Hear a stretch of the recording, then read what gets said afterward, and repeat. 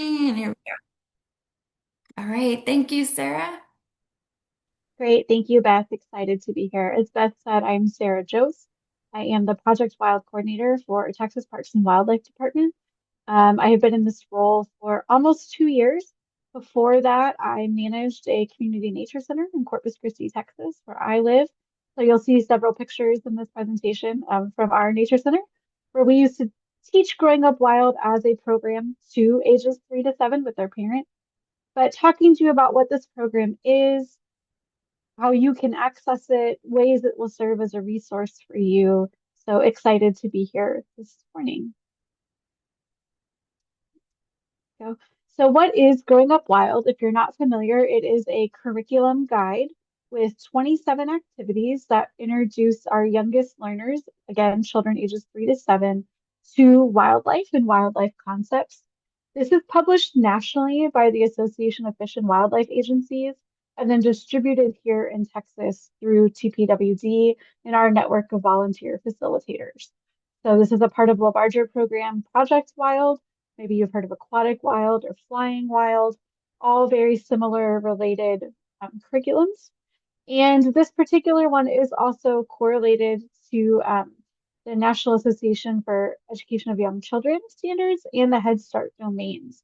So if you're working in those spaces, know that these activities correlate with that. So excited to be here, excited to share this resource with you guys. Each activity is pretty thorough.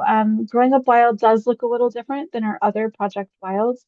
So each activity has these following components. It has some sort of outdoor exploration, way to take kids outside and get them outside and learning. It includes scientific inquiry, an art project, music and movement. Hope you guys will join me later for a small song.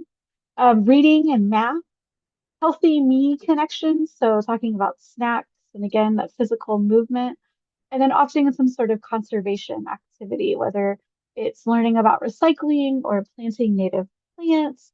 Lots of good ways that these young people can get involved in caring for our planet. Project Wild's larger tagline is learning how to think, not what to think about wildlife. And just again, making them aware of the fact that we all share this planet and nature is sometimes the place we visit, like Yellowstone or a national park, state park, and sometimes it's the plants in your backyard. Um, Famous quote from Jacques Cousteau that you may be a little bit familiar with, people protect what they love. And so we really believe in introducing young kids to wildlife and wildlife concepts, because if they aren't familiar with it, they won't necessarily be aware and know how their actions influence, again, their local ecosystem, their neighborhoods. I had an early mentor in my informal education degree who told me not everyone we taught would be scientists. Most of them would get to vote. And that was really powerful for me. Again, living in Corpus Christi, we're in a water situation, right? Where you're several months away from potentially not having our major water source. And while we're not getting to vote on that, we're certainly talking in meetings. And others of you might live in communities with land development plans and water plans and wildlife protection plans. And so if you aren't familiar with these things from an early age, it becomes very hard for you to have an informed opinion about them, regardless of what that opinion is. And then obviously, we also want to be increasing comfort in being in the outdoors. Sometimes Texas is hot, sometimes the plants poke back, and sometimes there are mosquitoes and bugs. But that's okay. It's still good to go outside. And so we want to give you some ways to take children outside and increase that comfort and make that more of a normal thing for them. So if you're curious about getting Growing Up Wild, our primary method of delivery is workshops. They're usually 3 hours in length. You would get trained in using the activities and any additional resources. Again, these are led by facilitators across the state. I see at least one name in the chat who is a facilitator for their community. Hi, Karen. Or TPWD can come to you if you have at least 10 people and we're not already offering something. You would meet others who work with children in your community. You would learn about other resources. And I'll have a link for this later in the presentation, but we do have our workshops on the Texas Parks and Wildlife calendar. But the national publisher also feels that serving children in this age group is so important that you can actually purchase the book directly. This is not the case for Project Wild and Aquatic Wild, but it is for Growing Up Wild. So you can buy it directly from the publishers, again, AFWA, the Association of Fish and Wildlife Agencies, or you can buy it from Acorn Naturalists. And the cost is relatively comparable to a workshop. You obviously also get professional development credit from a workshop and a network. But if that's not coming to your community or you're not available to do that, you could purchase it directly. And this is one of the publications that we have entirely in Spanish. So the Spanish title for this is Creciendo Wild. If you're working in a multilingual environment, making sure you know that resource is available to you.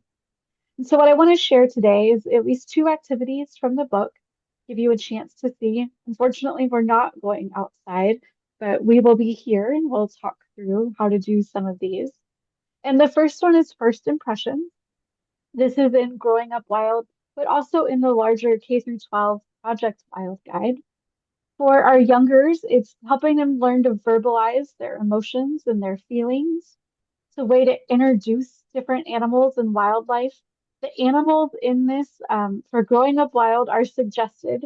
I did not use all of the animals. I used our image library from our agency because I knew I would be talking to you all as adults. But you could do this with any type of animals that you wanted.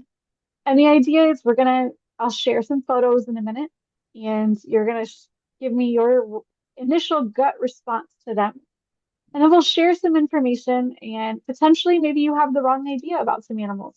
Maybe you have a very valid reason for not liking animals. I like to remind adults when we're teaching this, if you have someone who's been bit by a dog, they may genuinely be afraid of dogs.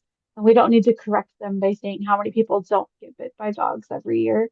But we also don't need to double down on the fear. We could talk about safe ways to approach a dog or not approach a dog, right? About responsible behavior with leashes and, how to introduce yourself to a dog you don't know or whether you should do that. And so just talking through these different misconceptions.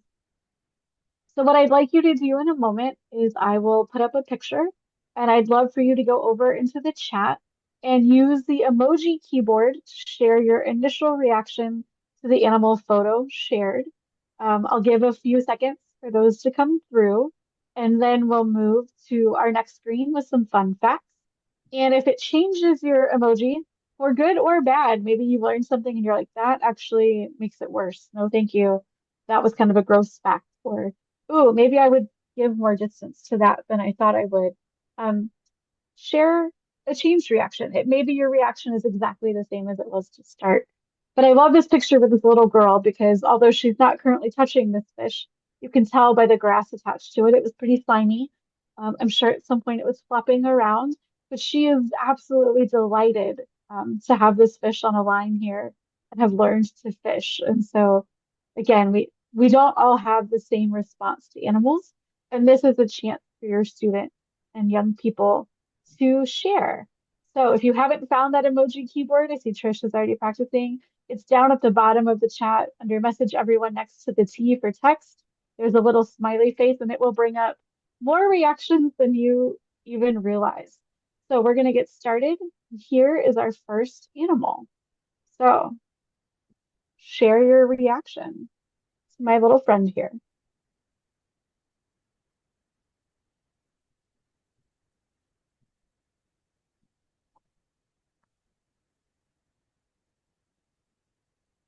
Yeah, I see Paula's a little wide-eyed. His eyebrows are up. Beth has her nose covered. I'm with you, Trish. Look at those adorable little eyeballs. I just want to pet his little nose. Boop the snoot, as they might say. Karen's a little unsure. But one eyebrow up. Great. And so this is a striped skunk. There are actually several species of skunk in Texas, if you did not know, but the striped skunk is the most common. Their average lifespan is about 7 years, which I thought was interesting for this being for kids 3 to 7. They're not going to live longer than any of the kids that this book is intended for. They do really cute things like stamp their feet and wave their tail before spraying. I didn't put a video in here, but I strongly suggest you look one up. They just look so angry and really adorably angry as they stamp their feet before they will finally spray. And their primary food is insects and other arthropods, so things like scorpions and the grubs in your yard. And obviously, they'll eat cat food if you leave cat food out. So if you don't want skunks and raccoons and possums in your immediate backyard, um, a great way to do that is either feed your pets inside is the number one preference. But if you are feeding outside, don't free feed, meaning don't leave it out all day long, put it out for the amount of time it takes your pet to eat, and then bring that food back inside. It's a great way to practice sharing spaces with our animals. So if this has changed your opinion of our skunk, please give us a new emoji.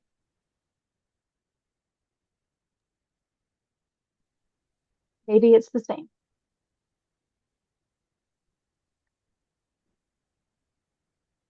Yeah, I see some smiley faces now. Great, Erica and Bev.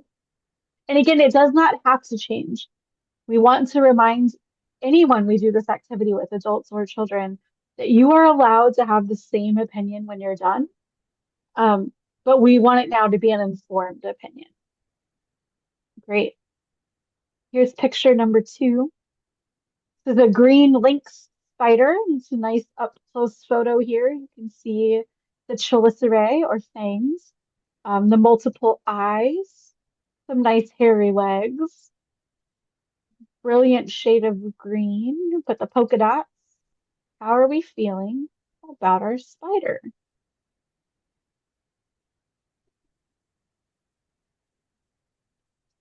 I like, yeah, some glasses, extra 4 eyes.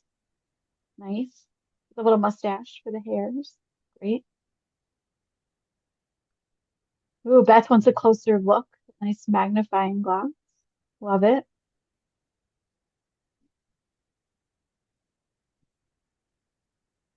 Yeah, Erica, it definitely gets your attention, especially how close this one zoomed in.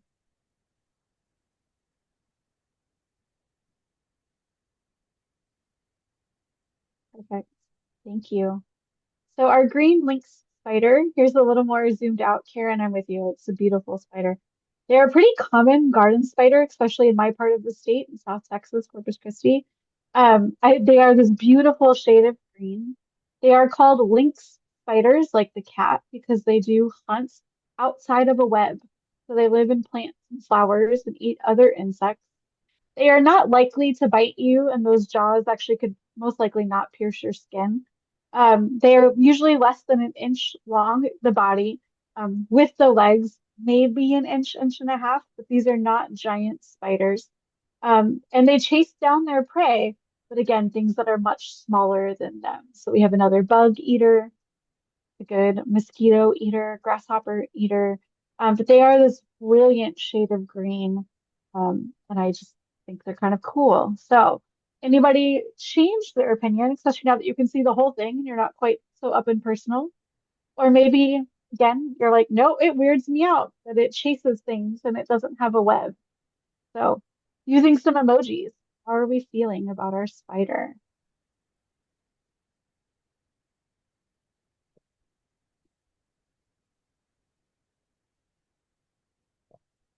Beth's got some little happy cheeks there now that she's had her closer look.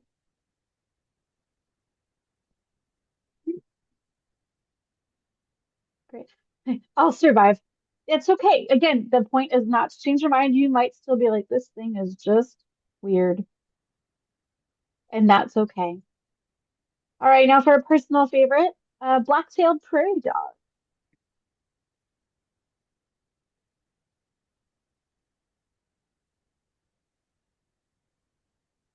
Maybe you know some things about prairie dogs. Yes, Beth, absolutely.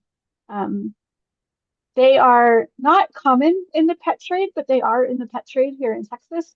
My husband and I have actually owned several of these at one point, have lived in my house with me, so I have a bias. But there are people who the fact they know about them is that they can catch bubonic plague or black plague. And so there are some communities that are eradicating them because of that. My fun fact is, though, they are an end vector, meaning they really can't pass it on. Most prairie dogs who contract the plague are dead within 48 hours. And so it is really fleas that are the problem, not our cute, sweet little baby here. They are a member of the squirrel family. They're a ground squirrel. They do keep grassland ecosystems balanced, meaning they keep grass short in certain places. They, will eat baby trees before trees can fill in our prairie. By digging their deep tunnels, they're keeping the soil aerated so that our nice deep prairie grasses can grow. There's also misconceptions that cows can trip and hurt themselves inside prairie dog holes. Cows are not known for being brilliant, but they're not that dumb, you guys. You think about prairie dogs and bison or buffalo lived for thousands of years on our prairies together. The cows can step over the holes. But again, these are things that some of our Texans think about prairie dogs. And then one of my favorite facts about them is they actually have their own language. So it's not just that they make noises, but their noises have meaning and they are even thought to have grammar, meaning the noises are in the right order on purpose. They have different calls for different predators on the prairie because they need to respond differently. Something like a snake needs to be chased off versus something like a hawk would mean they could run into their holes where the bird couldn't follow them.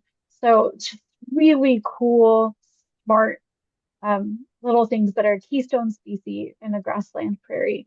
So looks like overall we had some happy responses to our prairie dog, but again, maybe something I shared with you has changed your opinion or given you pause, or you're like, she said the word plague. Um, so if you have a different emoji, feel free to drop it in the chat.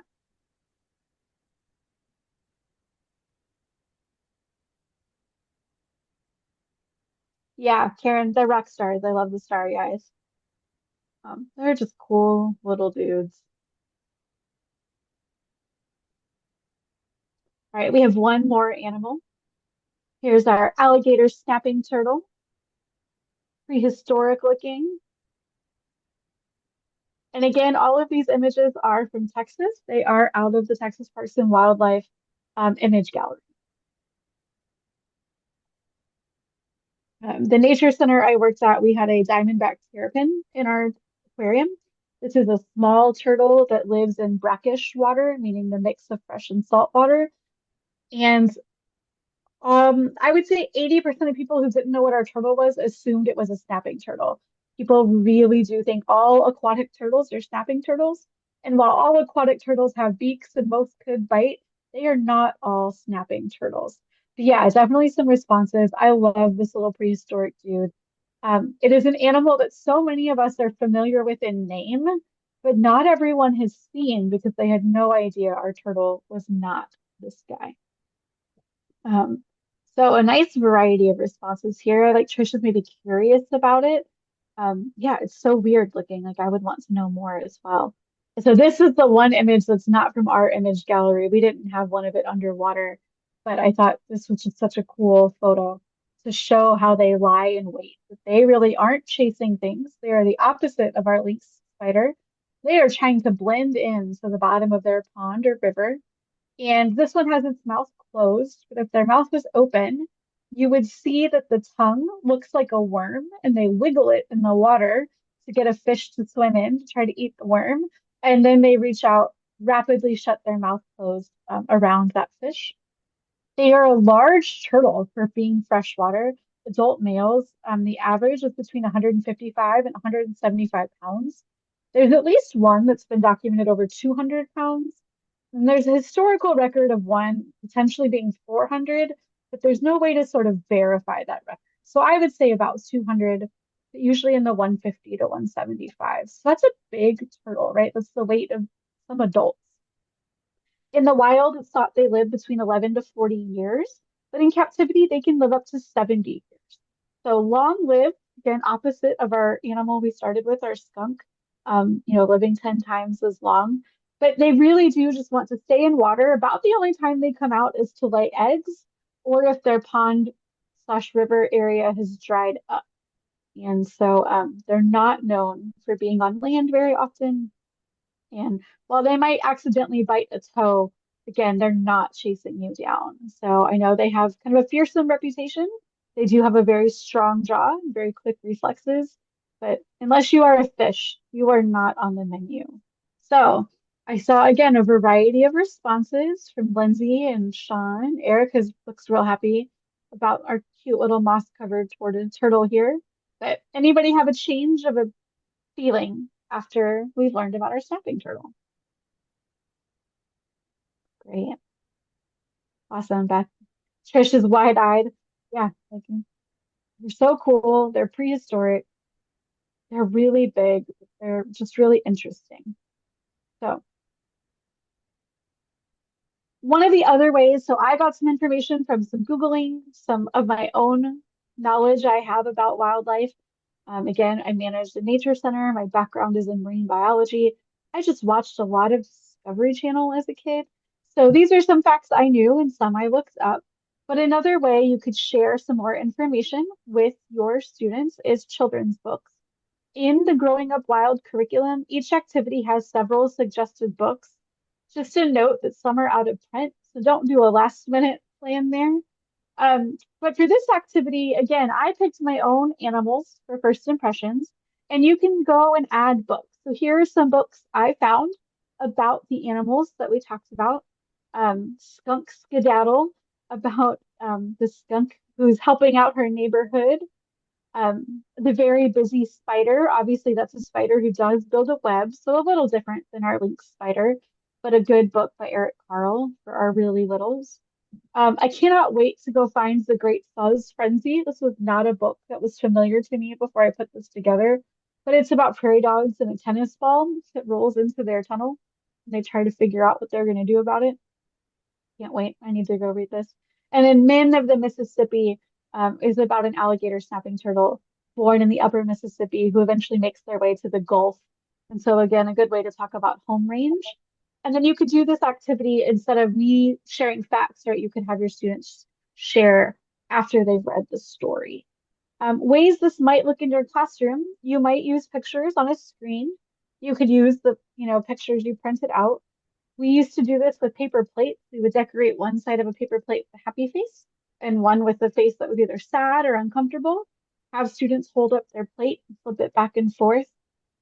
You could keep a tally of it. So you could put a chart and kind of compare how people feel about different animals. There are emoji stickers. So you could buy stickers and have them place their sticker on the chart for different animals. I love to start workshops off with this, where I put local wildlife around the room and have people go stand by an animal they're curious about, go stand by an animal they wish they could see in their yard, and then stand by an animal they would not ever want to see in their yard, but maybe they would want to see in the wild. So lots of different ways to do first impressions. Anybody want to add in the chat there an animal you would want to share with the young people, either in your center or in your program, in your classroom, an animal you would be curious how they would respond to. So what else, what other animals could we talk about here?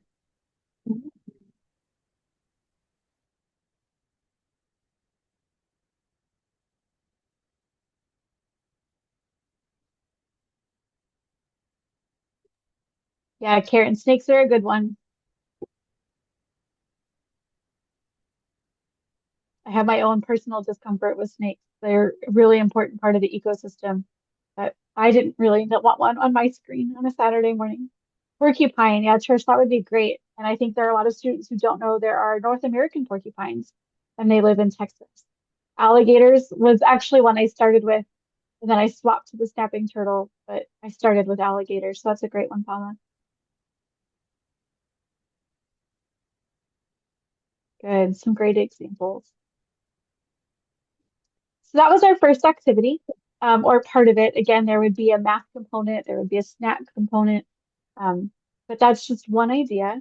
Um, forgot I, but all the activities also have a home connections. This is a principal page that's online, so you don't have to take apart your book. And it's something to send home to engage the parents so that these conversations aren't happening and just a one-time situation.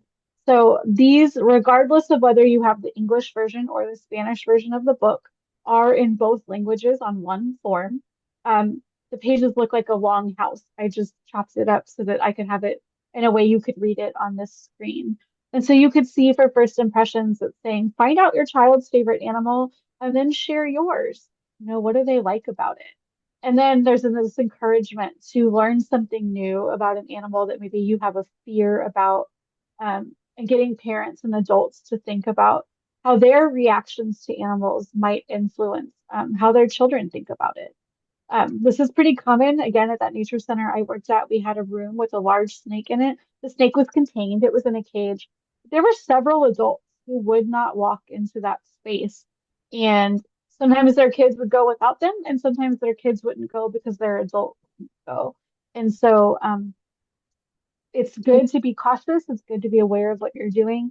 But I think this is a great opportunity to have parents think about their own feelings and their own responses to things. So that's first impressions. It's one of my favorites. Again, lots of ways you could do it. You could do it over a longer period of time, every time you introduced a new animal. You could do it all at once. You could do it at the beginning of a school year or, nature club time, and then see how they feel at the end, or it's just a good standalone activity. Our next one we're going to look at is hiding in plain sight. This is one of my favorite birds in our state. It's the common paraki. And as you can see, this bird blends in beautifully with its surroundings. What's going to happen is I have several pictures here of an animal and they're hiding in their environment. If you will drop in the chat, if you think what the animal is, or you can use the annotate button on the menu down at the bottom of your screen, and you can draw a circle around the animal. Other people will be able to see that. So once you draw your circle, everybody's with you. But we're going to see if we can spot some animals. This is obviously a camouflage-based activity.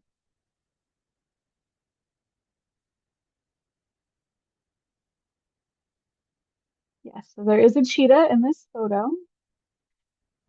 This works a little better on a screen in a large classroom where you might be a little further away from the screen. Um, but yeah. Anybody want to use that annotate button and see if they can circle where it is?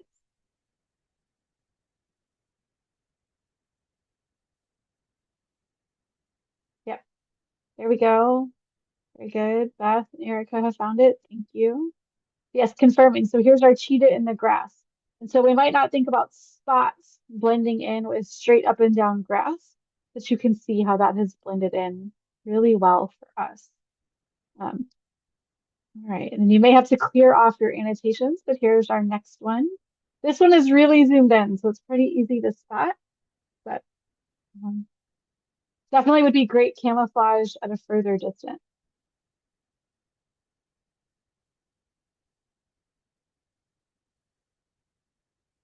And again, you can write what you see in the chat, or you can circle it with your button there. Yeah, some sort of leaf bug or a leaf hopper with those long antennae. This one is a katydid of some kind. There are many species of katydids. But what's really cool for this one is how even those white spots look textured. And I think that would be really cool to show our students. Not only does camouflage come in colors, but sometimes it comes in textures. All right, we have two more. So this is three of four.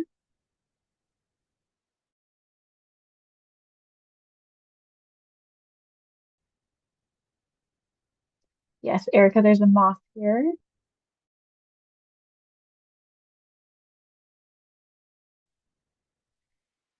Thinking 3 to 7 year olds. So as adults, necessarily knowing what shapes they're looking for yet. And here is our last one.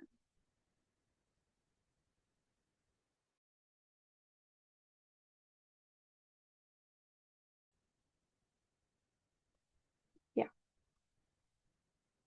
It is crazy to me to think about a giraffe as being camouflaged, right? Like how does an animal that tall blend in? But you can see here that it actually is blending in decently well.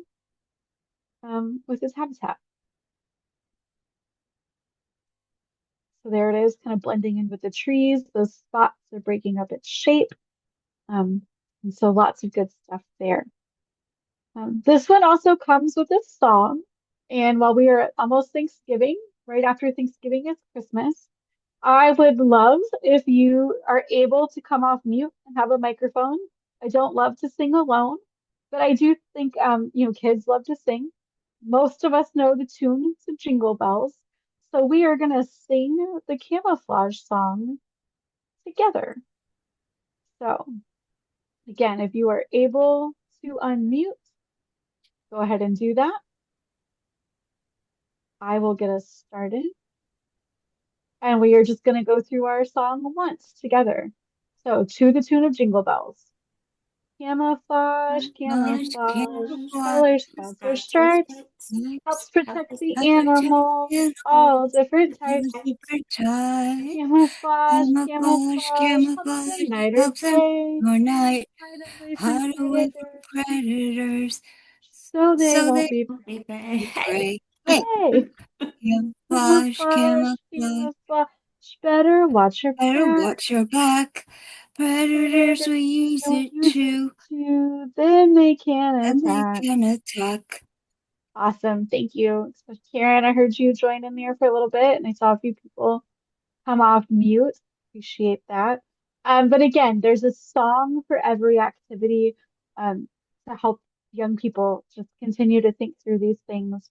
Often the popular tunes, things we're familiar with. With young ones, I help so if you sing it first and then they sing it with you the second time.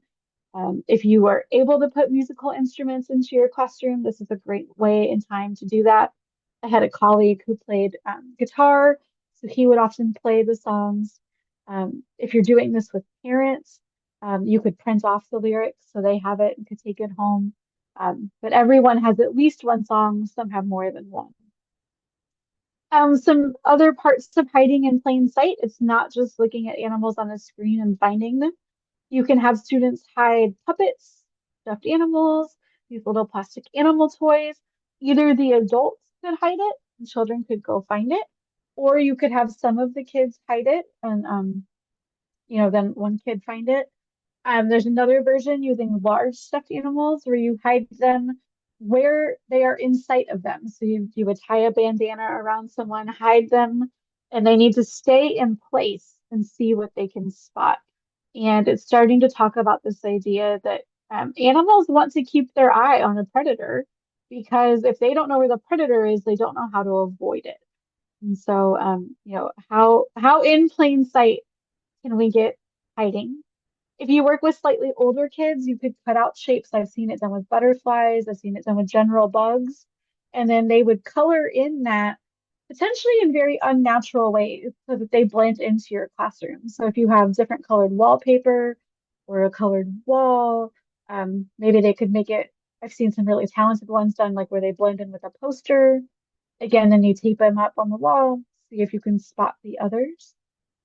Um, these pictures happen to be from the nature center I was at during the pandemic. There was a whole thing about front yard zoo or backyard zoos, and you were supposed to make it look like you were at the zoo without going to it. But you can see how we've taken these plastic animals and put them in somewhat natural looking environments. So while we did it for a photo op, you could absolutely do it as a version of hide and go seek. And then you could play hide and go seek. Some additional activities that are in the guide that we're not looking at today. One of my favorites is wriggling worms.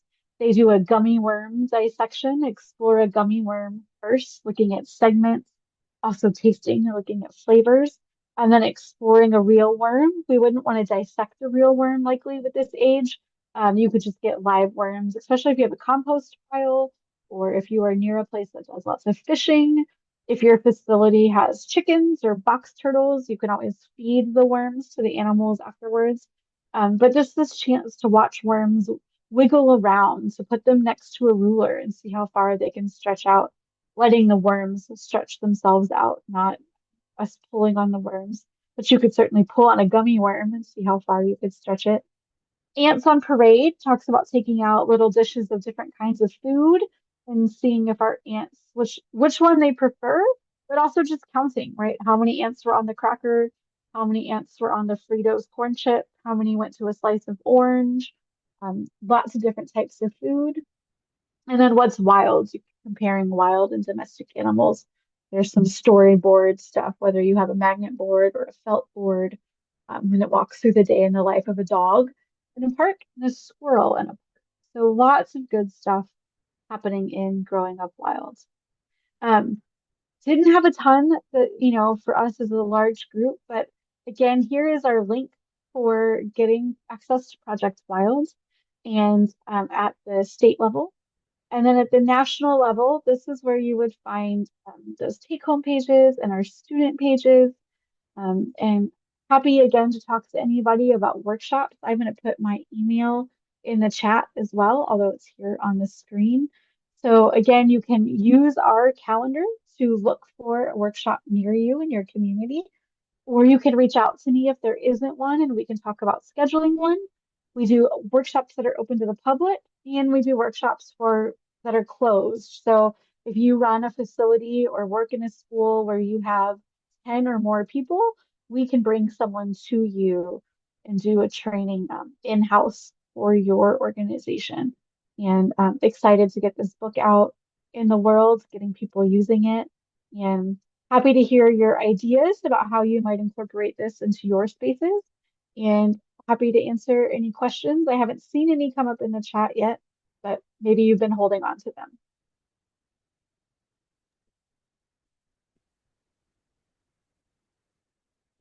Thank you, Sarah. Um, it was a wonderful presentation. So, are there any questions for Sarah?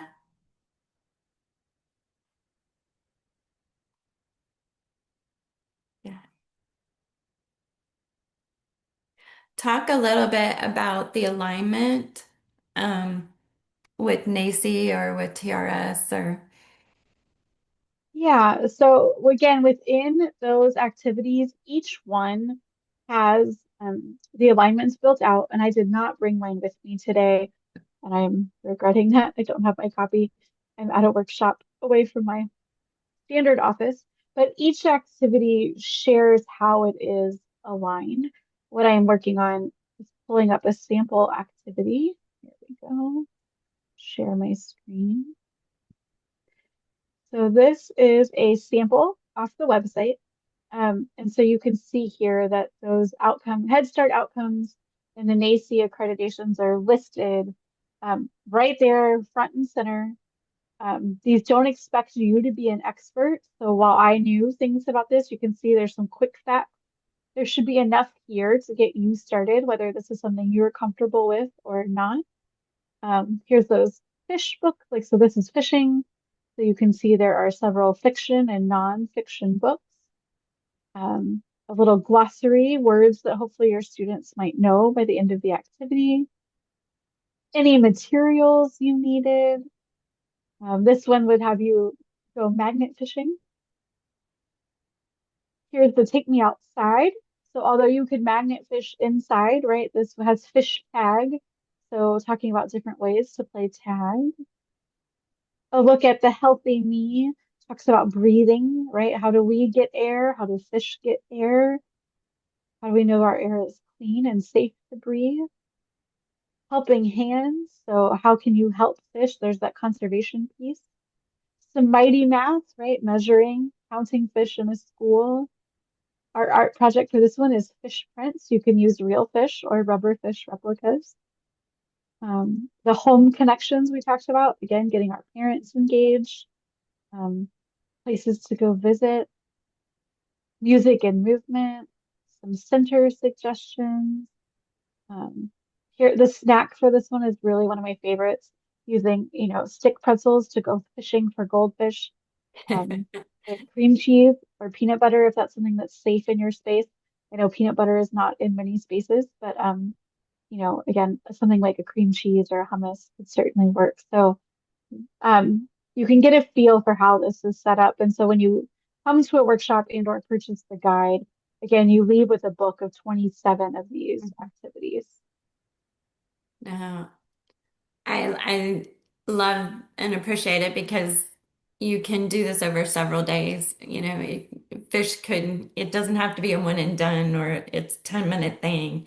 You can go as in depth as you need to with the kiddos and how long their interest, holds out, which oftentimes once we start asking questions, we are answering them for a week Yeah, with our little absolutely. ones. Yeah.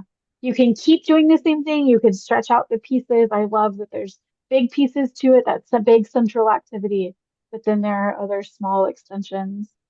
It might bring up some other conversation that's not in there. That's my favorite part of Project Wild is how adaptable it is. Hmm. You can always make it work for your group. Yeah, great. I see that it's being used for summer camps. Paula's talking about that. So, yeah, you can use it for a summer camp. Like I said, at my nature center, we used it as a standalone class. We held it every other week for an hour and a half, invited parents to come. But yeah, in a center environment, yeah, Hmm. this might take up a whole week. And that, it's just this guiding document, especially to get people who aren't comfortable with this material. Hmm. What's also nice is they're field tested. And so you can Google some really cool things, but sometimes they haven't really been ground truths and they may not work the way you think they are. Project Wild has been ground truths. And so it's nice to know that you're going to have an activity that should work. Hmm. Excellent. Any other questions for Sarah? I'm going to throw a survey in the chat too, if you wouldn't mind filling that out for us.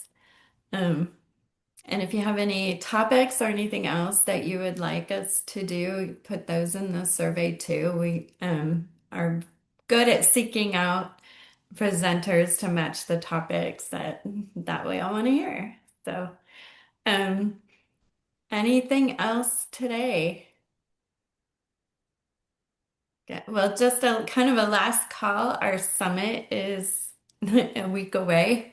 So I hope to see some of you there. The registration is still open for a few more days. So if anybody wants to come for one day or the whole thing, we'd love to have you. And it is in College Station this year. So I will be there. Sarah will be there. So Great. Thanks, Beth, for having me. Thank you all for singing and playing and yes. participating this morning. It's always fun to, you have the little black boxes. So I love that y'all put your emojis in and shared. Thank you so much for being here. Absolutely. Okay.